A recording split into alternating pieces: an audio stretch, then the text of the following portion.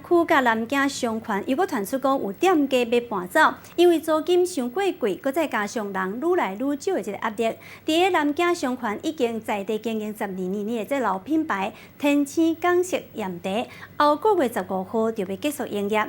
天青港式盐茶虽然强调讲，这店面是租长期的，租金的压力也搁会当挡会牢，毋过人愈来愈少，连带也互营运变得真困难。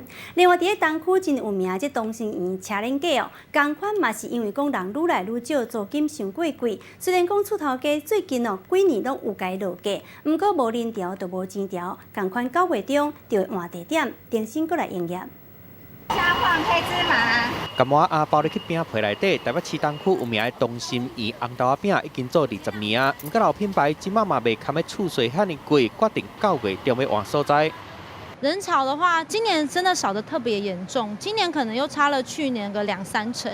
那这几年其实，尤其是去年跟前年又差个2-3成，不是真的撑不下去，我也不会想要搬家。东区的人变少，影响到老店的生意。随望一楼店面加地下室超40平的空间，厝头价位2014年开始就一直甲厝税降落来，即摆一个月22万8，毋过无人就无生意。若是用一个月营业成本100万来算，等于一天爱卖1333块红豆仔饼，才派平，这实在是无啥可能。上个月我就赔了10万嘛，这个月我又要赔到20。